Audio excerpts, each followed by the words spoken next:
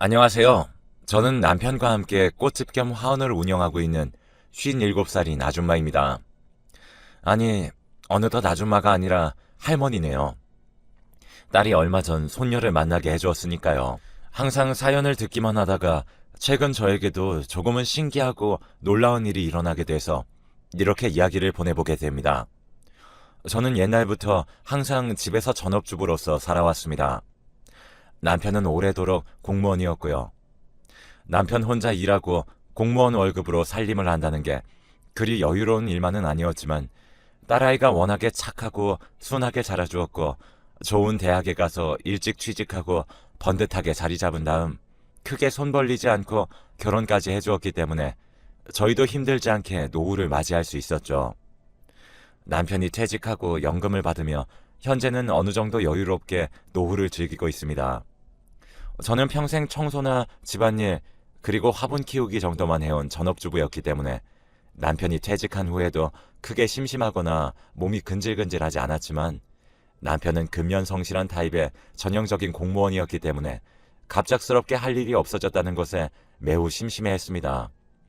그래서 저보고 꽃집이나 화원을 할 생각이 있으면 본인과 함께 자그마한 가게를 운영해보자고 제안을 하더군요.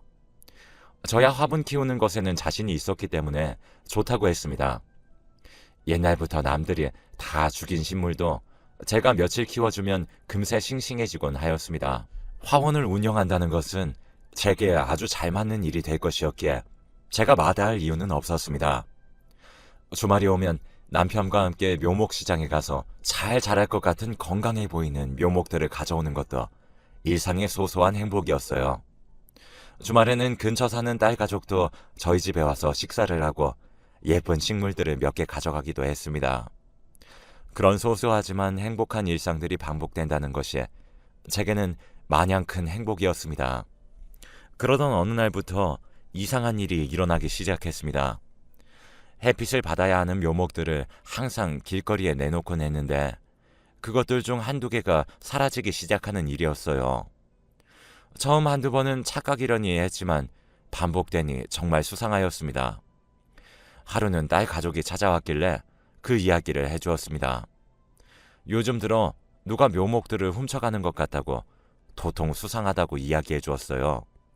그러자 딸아이 부부는 CCTV를 설치해주고 갈 테니 어플을 통해서 확인해 보라고 알려주었습니다. 저희 부부는 항상 화원 안에서 유리문 밖을 번갈아 바라보며 묘목 도둑을 잡기 위해서 주시했고 CCTV도 적극적으로 활용하고자 생각하였죠. 꼭 묘목 도둑을 잡고자 했습니다. 책임을 물게 하거나 나무랄 생각보다는 도대체 왜 묘목을 훔쳐가는 건지 물어보고 싶은 마음이 컸거든요.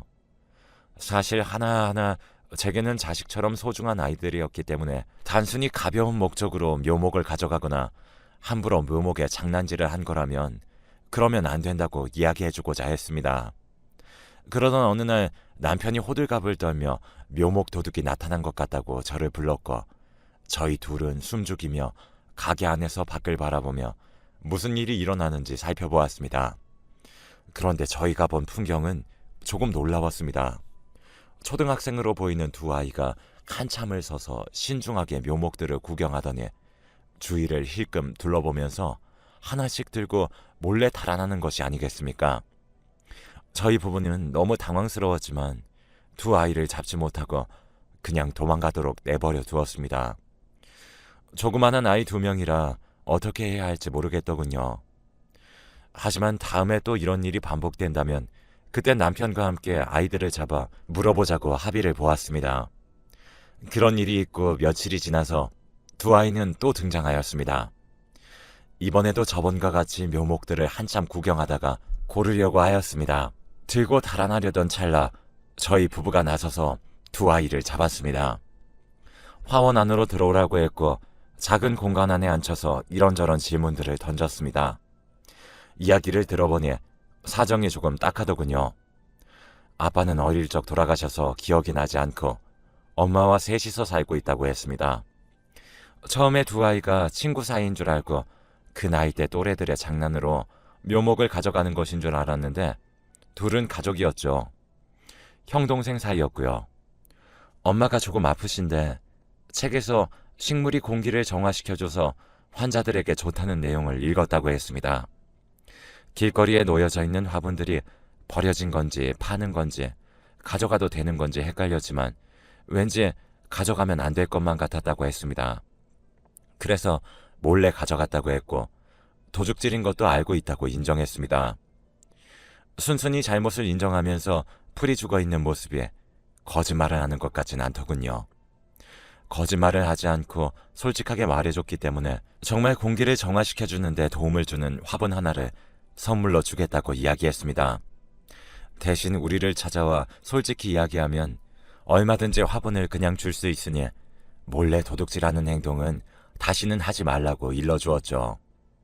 두 아이는 죄송하다고 말하며 앞으로는 절대 몰래 가져가지 않겠다고 저희에게 약속했습니다. 저희는 공기 정화에 도움을 주는 식물을 예쁜 화분에 옮겨 담았습니다.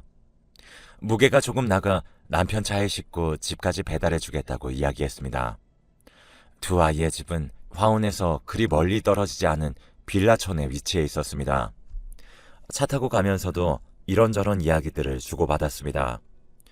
두 아이는 초등학교 저학년 정도로 보이는 나이였지만 영특하고 똑부러져 보였습니다. 마트에 들려서 먹고 싶었던 것들도 골라보라고 이야기했습니다.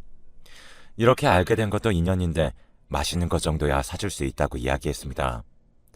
짜서 먹는 요구르트와 초코 과자 몇 개를 고른 두 아이의 마음이 참 순수해 보였습니다. 화분과 군것질거리를 들고 그 아이 집에 가자 누워있던 두 아이의 엄마가 매우 놀라며 저희 부부를 맞이하였습니다. 사정을 이야기하니 매우 죄송해하며 화분값을 드리겠다고 이야기했습니다. 저희 부부는 딸벌되어 보이는 사람에게 선물로 주는 화분이니 값은 필요 없다고 이야기했습니다. 원래부터 그런 마음으로 가져온 것이 아니라 아이에게 이야기를 다 들어보고 온 거였으니까요. 사정을 들어보니 둘째 아이가 태어나던 해 남편이 사고로 세상을 떠났고 혼자 산후조리도 제대로 받지 못한 채 두 아이를 키우다 보니 몸이 많이 상해 누워있는 시간이 매우 길어졌다고 했습니다. 두 아이의 나이 차이도 1살밖에 나질 않아 아이 둘을 키우는데 꽤나 큰 고생을 한 모양이었습니다. 저희 부부는 정말 딸 생각이 많이 나서 마음이 너무 안 좋았습니다. 누구든 그런 사정을 들으면 마음이 좋지 않았겠지만 왠지 더 신경이 쓰였죠. 딸과 나이가 비슷해 보였기 때문이죠. 이렇게 알게 된 것도 인연인데 가까이 알고 지내자며 병원에 다녀보라며 아는 병원을 소개해줬고 병원비로 쓰라며 용돈도 쥐어주었습니다. 저희도 그리 부유한 형편은 아니었지만 꼬박꼬박 남편 연금이 나왔고 화원도 동네에서 꽤 유명해 잘 되는 편이었으며 딸 가족도 자리를 잡고 잘 살고 있었고 종종 챙겨주는 용돈도 꽤나 쏠쏠했기에 이렇게 챙겨줄 수 있다며 솔직히 이야기하였습니다. 엄마까진 아니더라도 동네 할머니 어른이 베푸는 선행 정도로 생각해달라고 이야기했습니다. 그러자 눈물을 펑펑 흘리며 저희 부부 손을 꼭 잡고 너무 고맙다고 울었습니다. 부모님도 일찍 돌아가셨고 남편 하나 의지하고 살고 있었는데 두 아이와 자기만 남겨지니 혼자서 어떻게 살아가야 할지 너무 막막하고 힘들었다고 털어놓았습니다. 저희 부부와 묘목 도둑으로 만난 두 아이네와의 인연은 그날부터 그렇게 시작된 것 같습니다. 저희 부부는 여유가 허락하는 선안에서 두 아이 엄마에게 가끔 용돈을 주곤 하였고 빨리 나을 수 있도록 많은 도움을 주었습니다. 점점 기력을 회복하고 체력을 되찾은 아이 엄마 수민이는 꼭 저희 부부에게 보답하겠다고 이야기했습니다. 몇 년이 흘러 수민은 한 갈비집에 홀서빙 일을 시작하게 되었다고 이야기해 주었어요. 한 동네에 살며 거의 딸과 엄마 사이처럼 가까이 붙어 지냈고 이런저런 이야기들을 나누곤 했죠. 그 갈비집은 가격대가 꽤 나가는 가게였어요. 찾는 손님들도 부유한 고급 식당이었습니다. 일은 조금 힘들지만 벌이가 꽤 쏠쏠하다고 이야기했고 수민이도 점점 강인한 엄마와 가장이 되어가는 듯 했습니다. 저희 부부는 아주 뿌듯했죠. 묘목 도둑이었던 두 초등학생 아이도 하루가 다르게 자라서 어느새 중학생이 되었습니다. 그 두 아이도 저희 부부를 할머니, 할아버지라고 부르며 잘 따랐습니다. 그러던 어느 날 저희 친딸로부터 급하게 연락이 왔습니다. 손녀딸이 갑작스럽게 쓰러졌단 연락이었고 저희 부부는 놀란 마음을 부여잡고 딸아이가 알려준 병원으로 향했습니다. 손녀딸은 어릴 적부터 심장이 조금 안 좋았는데 혈압이 낮고 심장 기능이 안 좋아져 순간적으로 기절한 것이라고 했습니다. 더 자세하게 검사를 해보아야 알겠지만 점점 심장의 기능이 안 좋아진다면 인공심장을 이식받거나 다른 방법을 찾아봐야 한다고 이야기했습니다. 병원에서 심각한 소식을 듣고 저희 부부는 너무 심란했습니다. 한동안 화원문도 닫고 딸과 손녀 옆에부터 병간호를 하는데 도움을 주었습니다. 화원문을 며칠 동안 닫는 것을 처음 보았는지 놀란 수민이는 저희 부부에게 연락이 왔습니다. 저희 손녀딸이 조금 아파 간호를 한다고 화원문을 못 열었다고 이야기해 주었습니다. 어디가 아픈 거냐고 물어 이런저런 이야기를 해주었죠. 수민은 도울 일이 있으면 꼭 도우겠다고 이야기하며 별일 없을 거라며 저희 부부를 위로해 주었습니다. 주변 사람들로부터의 위로와 응원이 무색하게 손녀딸의 심장은 점점 더 약해져 갔습니다. 태어날 때부터 원래 안 좋았었는데 한번 그렇게 쓰러지고 나니 체력이 약한 어린아이라 그런지 빠르게 회복한다는 게 쉬운 일이 아니라고 하더군요. 저희 가족의 인생에서 가장 암울하고 우울한 시기였습니다. 분명히 웃고 있고 맛있는 것을 먹고 있지만 뭔가 해결되지 않은 듯한 답답함이 마음속 한구석에 있었습니다. 그러던 어느 날 손녀 딸아이는 한 번 더 쇼크가 일어나 쓰러지게 되었고 이번엔 꼭 심장에 인공기능을 삽입하는 수술을 해야 한다며 병원에서 저희를 닥달하기 시작했습니다. 정말 더 이상은 버티는 것이 기적이란 말과 함께 말이죠. 그리고는 심장 수술이다 보니 수술 도중 출혈이 많을 수 있어 꼭 가족 중 아이와 혈액형이 일치하는 사람의 피를 체열해 둘 수 있으면 좋다고 덧붙여 주셨습니다. 하필 아이와 혈액형이 같은 사람은 딸이었는데 둘째를 임신 중인 시기였기에 불가능한 노릇이었고 저와 남편도 나이가 너무 많아 많은 양의 체열은 힘들다고 진단받았습니다. 위험에도 상관없으니 손녀딸을 위해서라면 무엇이든 할 수 있겠다는 사람들이 4명이나 있었음에도 불구하고 정작 아무것도 해주지 못한다는 사실이 너무나도 안타까웠습니다. 우연히 수민이가 화원에 놀러왔던 날 저희 부부가 우울하게 있자 무슨 일인지 묻더군요. 저는 손녀딸에게 한 번도 안 좋은 일이 있었다고 이야기해 주었습니다. 그러더니 선뜻 자기의 혈액형을 이야기해주며 본인이 손녀딸과 조건이 맞다면 피를 나눠줄 수 있다고 이야기를 해주었습니다. 헌혈로 모르는 사람한테도 피를 나눠주는 마당에 제 손녀딸 돕는 건데 뭐가 어렵겠냐고 이야기하는데 정말 너무 고맙고 또 고마웠습니다. 그래서 정말 염치 없고 미안하고 고마운 일이지만 수민의 도움을 받게 되었고 그렇게 저희 딸아이 부부에게도 수민을 소개시켜주게 되었습니다. 그동안은 서로의 존재 정도만 알고 있었지 실제로 만난 적은 없는 사이였습니다. 친딸과 정말 우연한 기회로 친딸같이 생각하게 된 수민을 이런 일로 소개시켜주게 됐다는 것이 안타까웠습니다. 그런데 병원에서 수민을 마주한 저희 딸아이 얀색이 새하얘지더니 깜짝 놀라는 것이 아니겠습니까? 무슨 일인지 물어도 아무 말도 하지 않고 멍하니 넋나간 사람처럼 한참을 가만히만 서 있었습니다. 수민도 뒤늦게 저희 딸을 알아보고서 병원을 뛰쳐나갔습니다. 시간이 조금 흐르고 나서야 딸아이는 무슨 일인지 이야기해 주었습니다. 예전에 자기가 대학교 다닐 때 잠깐 만나던 사람이 있었는데 그때 그 남자와 바람난 여자가 바로 수민이라는 이야기였습니다. 딸아이가 대학교에 다닐 때 처음 사귀었던 남자친구가 바람이 나서 몇 날 며칠을 울고불고 밥도 먹지 않았던 기억이 떠올랐습니다. 저희 딸아이의 남자를 뺏어갔던 사람이 수민이었다니. 사람 사는 인생에 한치 안 모르게 흘러간다고 하더라도 이렇게까지 신기하다는 것이 너무 놀라웠습니다. 딸아이는 놀라긴 했지만 그래도 손녀딸에게 도움을 주려던 사람이었고 시간이 아주 많이 흐른 이야기였기 때문에 한번 수민이를 다시 만나 이야기를 나누어 봐야겠다고 했습니다. 아이들을 두고 문을 박차고 나갔던 수민도 시간이 지나 마음을 추스리고 다시 돌아왔더라고요. 딸과 수민과 그리고 저까지 셋이 병원 안에 있는 카페에 가서 이야기를 시작했습니다. 수민은 그때 정말 미안했다고 사과하더군요.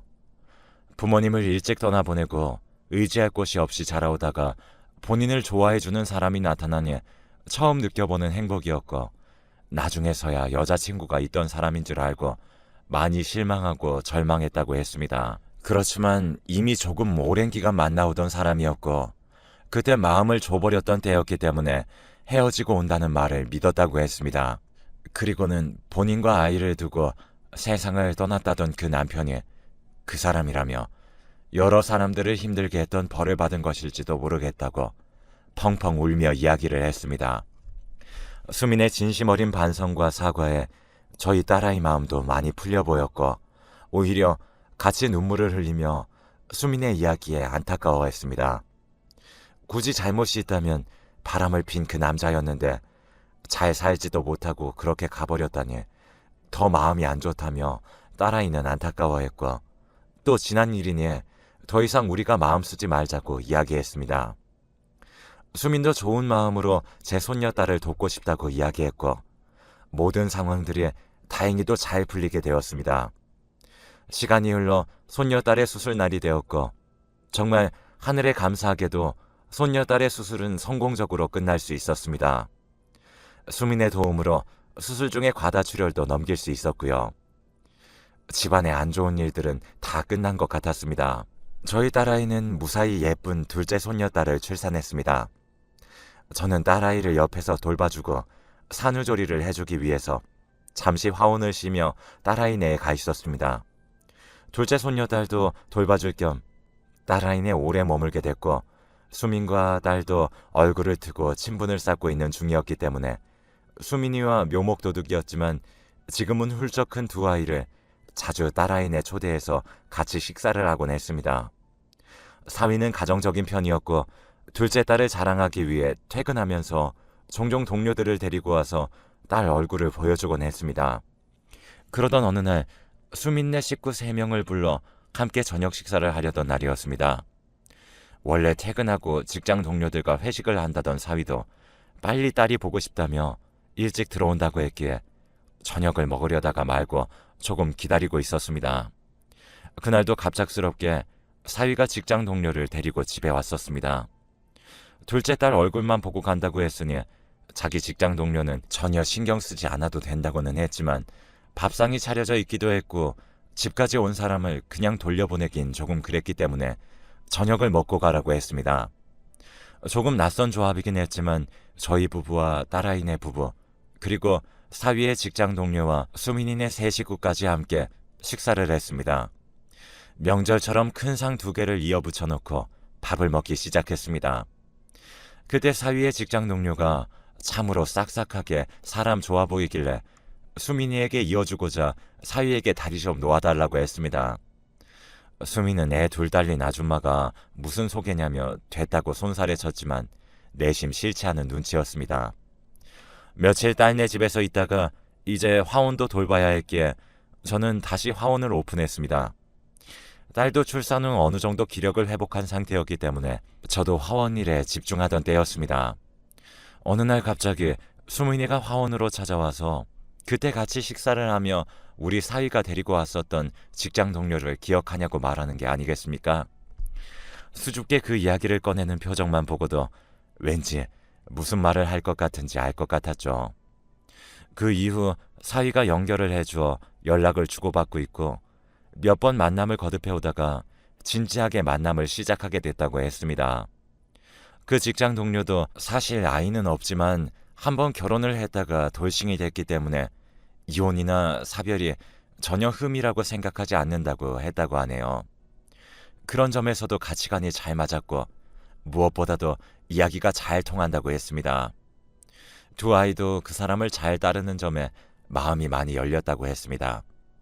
저는 저희 화원에서 묘목을 훔쳐갔던 두 아이와의 인연을 시작으로 수민이네 가족을 알게 됐고, 수민이로부터 손녀딸의 목숨을 구하는 데 도움을 받기도 했으며, 사위의 직장 동료와 수민이가 연애도 시작했다는 사실이 너무나도 신기합니다. 저희 남편도 종종 이런 이야기를 합니다. 엄마를 생각하는 두 아이의 예쁜 마음이 이렇게까지 소중한 인연을 만들어낸 것 같다고. 그렇게 말입니다. 저도 남은 인생을 고운 마음으로 살아가려고 합니다. 딸이 둘이라고 생각하고 모두에게 좋은 엄마가 되어주고 싶다는 욕심도 있습니다. 최근까지 저에게 일어났던 신기하고도 귀한 이야기를 들어주셔서 감사합니다.